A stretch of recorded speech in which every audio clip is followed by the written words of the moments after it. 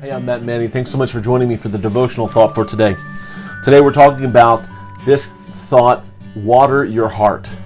We're now talking about the fourth soil of Jesus' parable from Matthew chapter 13. I remember back in college, I went to college for a time in West Virginia and then transferred out to college out in California. And so I went from the mountains with trees and hills in West Virginia out to the flat desert of California, the Mojave Desert. And so for a time when we were out there, I was working at a church as a pastor, as an assistant pastor there, and anything that had grass, anything that was green, was there because it had a sprinkler system. Now, growing up in southeast Pennsylvania, going to college for a little bit in West Virginia, boy, things were green and things were lush just because of the part of the country that I was in. But in California, if you didn't water it, it went dusty, dirt, dry. And so I remember a lot of the time that we spent those several years, I was a part of that church there in the Mojave Desert in California, pastoring there. We spent a lot of time fixing sprinkler systems, putting in sprinkler systems, and constantly it seemed like we were focused more on sprinkler systems than really anything else. The encouragement for us today is this: if we don't water our heart, keeping a tender heart, it's easy for us to revert to that first kind of soil, which is the soil of a hard heart. Whatever's on your mind ends up affecting your heart. And Solomon tells us this in Proverbs chapter 4, verse 23. He says, "Guard your heart above all else, because it determines the course of your life." Our heart is described as the seat of the emotions. And we think about things in our mind and then they settle into our heart. And so we can see this progression that our hearts, if we're not careful, we can be consumed by worry, and that worry then can cause us to become a little bit more stressed out, and as the pressures come, we see the rocky soil come into play, and eventually we find ourselves getting into a hard heart.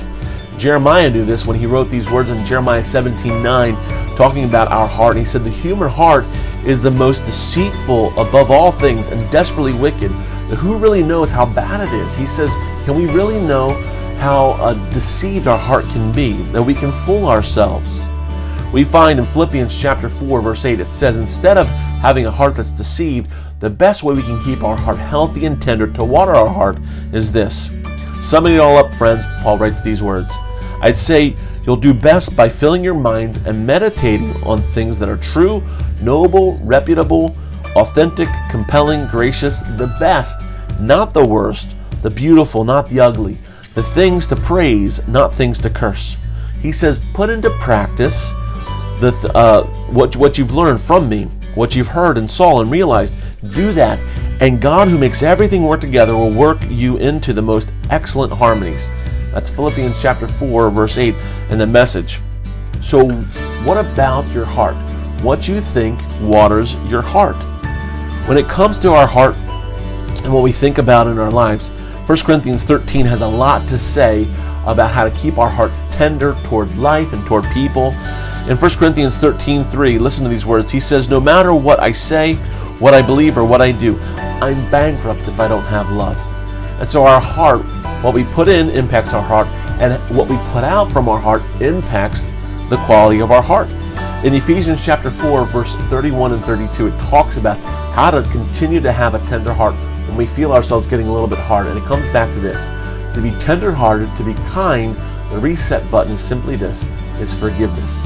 And so we find what we think about is impacted by what we hear. That impacts our heart. What we do in loving other people, that impacts our heart.